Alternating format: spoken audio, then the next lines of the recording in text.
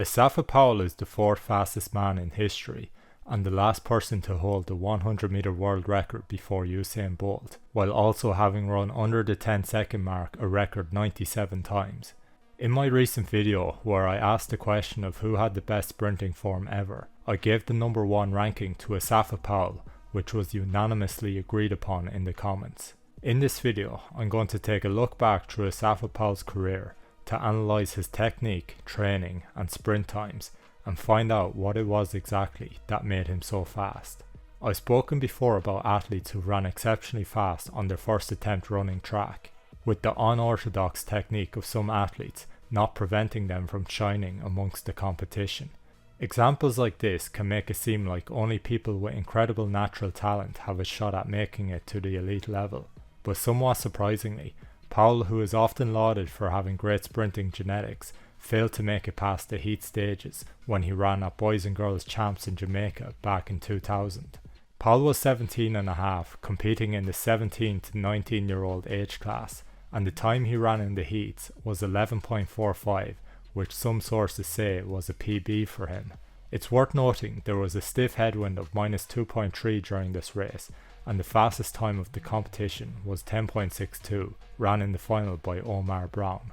Asafa came from a family with a keen interest in track, with his older brother Donovan having a 100-meter PB of 10.07 from 1995. So it was interesting how Asafa's performances were relatively average at an age where most of the talent that seemed to have the best potential for the future starts to shine. The following year, however, Powell won his heat at Boys and Girls Champs with 10.65. He finished second in his semi-final with 10.81 behind Steve Mullings, who ran 10.59, but Powell false started in the final. Despite the final disqualification, he was spotted by legendary coach Stephen Francis, who would work on honing Powell's skills and keep him training in Jamaica as opposed to him going abroad for a scholarship, which is often the case with young Caribbean athletes. Powell redeemed himself for his false start a couple of months later by winning the national junior title, taking the semi-final in 10.64 with a new personal best time of 10.50 in the final. His average time across his 4 recorded races in the 2001 season was 10.65. During the 2002 season, Powell finished 4th at Jamaican Champs and also began running abroad, lowering his PB dramatically down to 10.12 in Rovereto, Italy. Powell had an average race time of 10.33 for the season across 21 races, with 10.2s becoming common practice for him from July onwards. In the 2003 season, he became a feature on the Golden League circuit and set a new PB of 10.02 just a couple of weeks after he crashed out of the quarterfinals at the World Championships, due to a controversial false start after an impressive performance in the heats where he clocked a time of 10.05. The final was eventually won by Kim Collins in 10.07. Because Powell ran a high volume of 100-meter races in nearly every season where he was healthy, he is the ideal athlete to study in terms of 100-meter progression, since you can see a steady progression as he developed his sprinting ability in his early career, without rare fluke performances skewing his season averages, which can sometimes be the case for other athletes who run a low volume of races. He had an average race time of 10.25 in 2003 across 15 races, which doesn't include a hand time clocking in Spanish Town. I didn't win the just any times or exclude races with wins above 2.0 because the races with strong headwinds and tailwinds will typically balance each other out across the course of the season. Something that's also worth mentioning is that Powell ran his first ever indoor meets at the start of the 2003 season, with his best time being 6.57. He lowered this to 6.56 at the start of the 2004 season, but this time sounds underwhelming given what was to come, with him running his first sub-10 in his opening 100-meter race of the season with 9.99. A couple of weeks later, he broke the Jamaican national record running a time of 9.91 in the final of the Jamaican Champs, which was his second consecutive season winning the title. Powell beat the defending Olympic champion Maurice Greene in Crystal Palace in the weeks leading up to the Olympics, and he cruised through the rounds in Athens, looking to be in the best shape of his life, but the 9.94 he ran in the final was only good enough for 5th place. Once again, he set a new personal best in Brussels right after the championships, on this occasion running under 9.9 for the first time with 9.87. For this season, his average time was 10.03 across 15 races, which is slightly skewed given that he ran 10.3 twice during the rounds of the Jamaican Champs, which was nowhere close to max effort. But at the Olympics, I believe his times through the rounds were a fair representation, since he only managed to run fractionally faster in the final than in the rounds. When we exclude his two slowest times of 10.30 and 10.36, and just count his 13 fastest times, with the slowest of those being the 10.18 he ran in a one-off meet, his new average comes to 9.98. Powell also ran 9 200-meter races that season, with his fastest time being the 20.06 he ran at the end of the season in Monaco. He ran the event at the Olympics but finished in 8th place at the semi-final stage. It seemed that he wanted to try his hand at doubling up in both events that year, but because he had such a consistent start due to having great mechanics coming out of the blocks that rarely faltered, he had the advantage in the 100 meters of being able to separate himself from the field early in the race. This advantage didn't come into play in the 200 meters, because the athletes begin the race from a staggered start, so it's hard to tell if you're gaining or losing ground on the rest of the field, with the exception of the athlete in the lane outside of you. Powell also placed an emphasis on frontside mechanics, meaning he had a high knee lift, which is easy to maintain from start to finish when running the 100 meters, but in the 200 meters, having a curve to maneuver and also becoming fatigued before the finish line can impact the athlete's ability to maintain a high knee lift, which means their form might not remain constant throughout the race. Another potential reason why Powell didn't excel in the 200 meters by comparison to the 100 meters is because his build was more suited to the explosive power sprinting, which is most effective over 60 to 100 meters, rather than the more patient, momentum gathering sprinting that's more suited to the 200 meters and practiced by lighter athletes like Noah Lyles. Taking Usain Bolt as the ideal dual event athlete, his best 200 meter time is almost exactly twice his best 100 meter time. Lyles as a 200 dominant athlete has a 200 meter PB that's 1.95 times his 100 meter PB, while Powell ended his career with a 200 meter PB that's 2.05 times his 100 meter PB. Powell didn't stick out as an overly muscular sprinter when he was running in the 2004 Olympics, but from 2005 onwards was when he really appeared to reach his final form physically. Looking through footage of Powell training, we see that he could box squat 260 kg for partial reps, he could leg press 200 kg for reps with ease, and he could deep squat what appears to be 140 kg. Powell was known to weigh as much as 95 kg at his maximum weight at approximately 6'2.5 inches tall, so given his size, it's likely that with maximum effort he could lift more than what we see in some of these clips. Powell often did power cleans as well as clean and press and also front squats, featuring a lot of barbell work that stimulates the core but also the legs and shoulders. When it came to his training on the track, there's footage to suggest that he had a warm-up approach similar to Usain Bolt, whereby the length and intensity of his warm-up runs progressively increases rep by rep. More aspects to the warm-up included simple drills like knee raises while standing on the spot, as well as dynamic stretching where the stretch isn't held for more than 5 seconds. As for the main workout, expectedly block starts were a staple of his training before getting into the longer sprint work, which we'll talk about more throughout this video. In 2005, Powell ran 10 100 meter races in which his average time again came to 10.03, again with this average being skewed because of the early rounds of the Jamaican Champs where he ran 10.56 and 10.31. When we exclude these and just count his 8 fastest times, his average time comes to 9.93, improving by a tenth of a second. He didn't run at the World Championships this year due to injury, but he did achieve the incredible feat of breaking the world record with a time of 9.77, which he ran in Athens. In this race, his split for the first 60 meters was 6.39, while his split for the final 40 meters was 3.38. Despite running many more 9.7s throughout his career, Powell never managed to better that final 40 meter split, and his improvements on his times always came from running a faster first 60 meters. In 2006, Powell equalled his world record twice more with 9.77 in Gateshead and Zurich, but when you look at the times down to the thousandths of a second, he technically lowered the record by fractions on each occasion. With no major championships taking place that year, Powell ran at the Commonwealth Games and cruised to victory in the final in Melbourne with a time of 10.03. He ran an impressive 22 races that season, with the average time coming to 10.02, and when 4 low-effort prelim races are excluded, his average came to 9.94, keeping his averages almost the same as the 2005 season.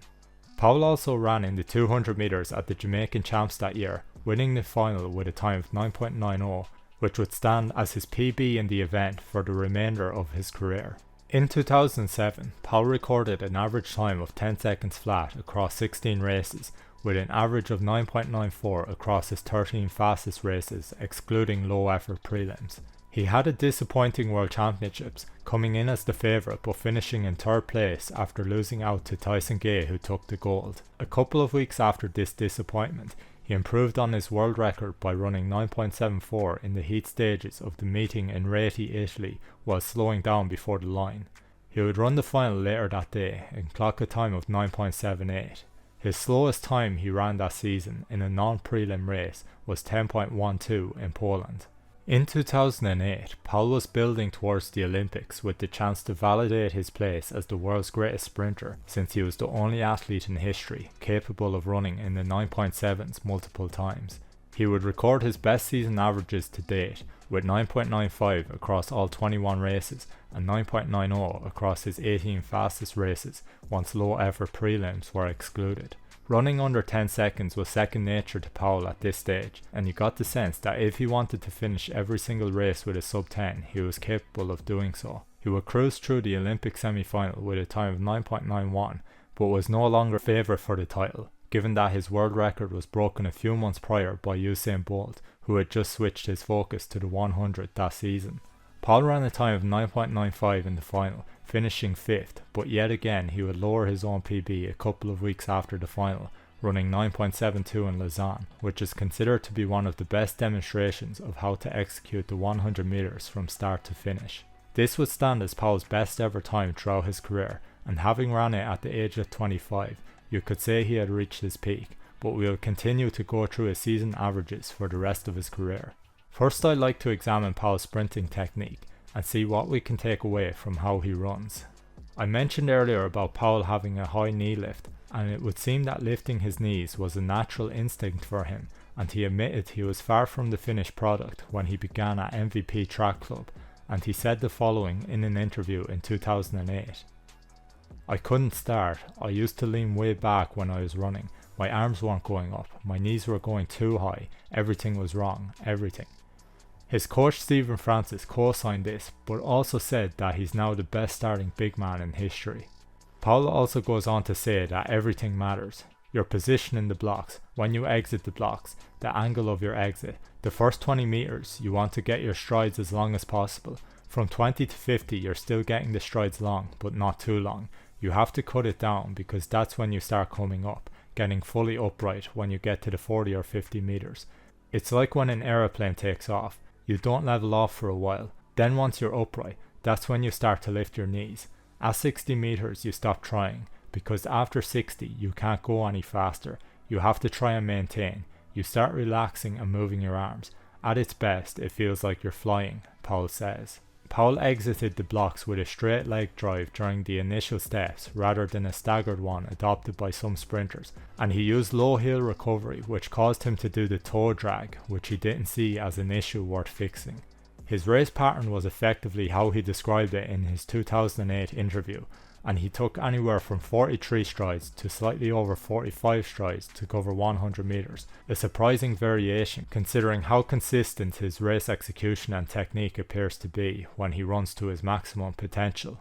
In 2009, Powell did something quite unexpected by opening his season in January with a 400 meter race in Kingston, and a month later running a new personal best in the 400 meters with a time of 45.94 in Melbourne. At the 2022 World Champs, this time would have been enough to earn a qualifying spot from the heats into the semi-finals, as the slowest qualifying time from the 2022 heats was 46.01.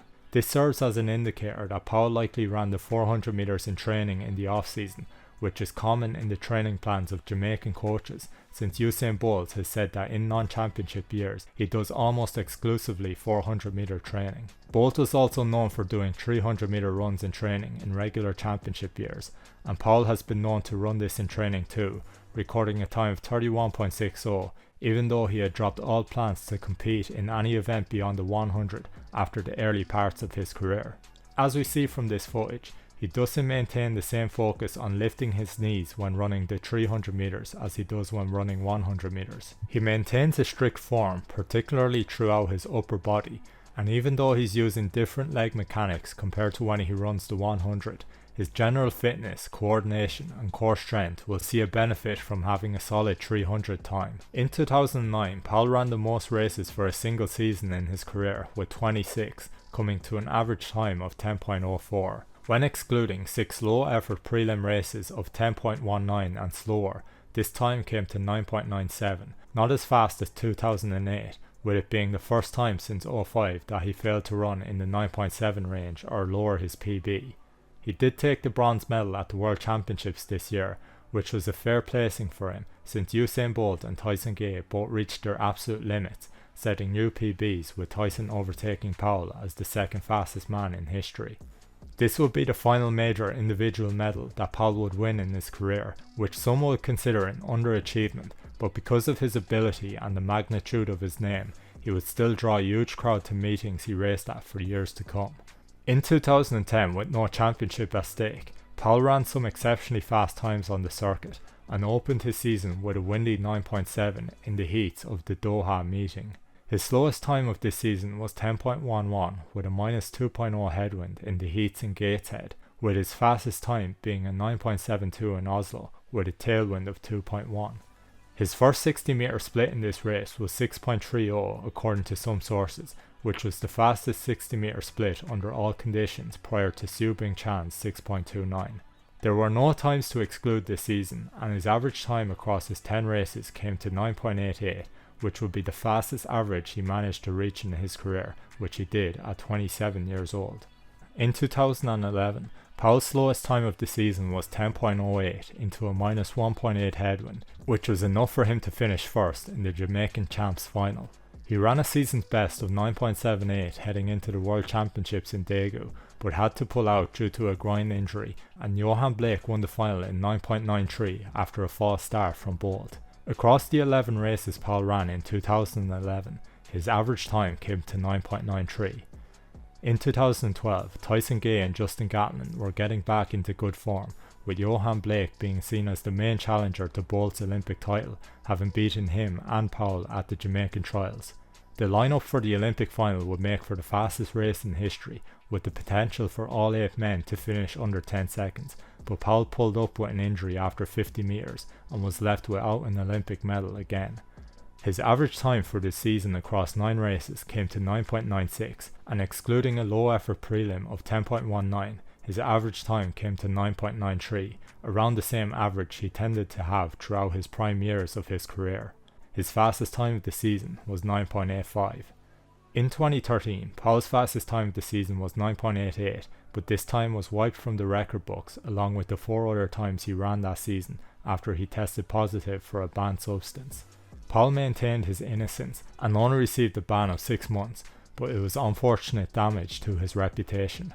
In 2014, Powell opened his season with a slow time by his standards of 10.30, and across the 8 races he ran that season, his average time came to 10.04, with his fastest time being the 9.87 he ran in Texas.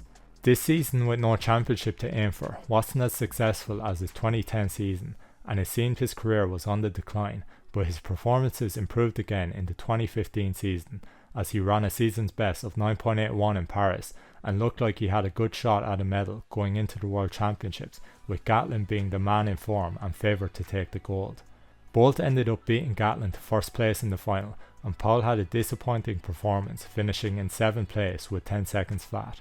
His average time for the season across 19 races, with no times excluded, came to 9.96. In 2016, Powell would have his final year on par with his expected standards, as he had an average time of 10.03 across 14 races, including his slowest races of 10.20 and 10.17, with his fastest race being 9.92. This was the first season since 2003 where he failed to run faster than 9.9 seconds, and his 4th place finish at the Jamaican trials meant he failed to qualify for what would have been his 4th Olympics, but he took the consolation of winning the Diamond League final, his 2nd time winning the event, with the first being in 2011. He set his new personal best in the 60 meters in 2016, running 6.44 in the heats and semis at World Indoors, but finished 2nd in the final after running 6.50. In 2017, Powell had an average time of 10.17 across 7 races. In 2018, his average was 10.34 over 2 races. In 2019, his average was slightly improved to 10.25 over 12 races, but in 2020 he ran 1 race of 10.51. 2021 was his final season before retirement, and after running 2 races, his average time was 10.28, within the same range he was running 18 to 19 years earlier. In my video where I took a look back at the career of Tyson Gay, I made the case that Tyson may deserve the title of the 2nd best 100 meter sprinter in history because he ran so many 9.7s under all conditions, and he was able to run close to his peak on more occasions than Johan Blake, who also shared the title of the world's 2nd fastest man. In this video, after showing the consistency with which Asafa Powell could run under 10 seconds, while also having the 2nd most legal 9.7s ever with 8 to Bolt's 12, one could make the case for Powell being the 2nd best 100 meter sprinter in history. Powell has ran under 9.9 for 12 consecutive years and on a total of 43 occasions, with the next closest being Bolt with 35 and Gatlin with 26. Powell did have a 3-year span of being the fastest man in history, lowering the world record in 3 consecutive years by a total of 0.05 seconds, which is something that Johan Blake, Justin Gatlin and Tyson Gay can't say they've done. If we are to praise Maurice Green for being the world's best sprinter in the window from 97 to 2001, and say his achievements warrant recognition because during his peak he was the best of his era, then we should also celebrate Asafa Powell for his greatness from 05 to 07 and pay respect to the incredible career of the sub-10 king.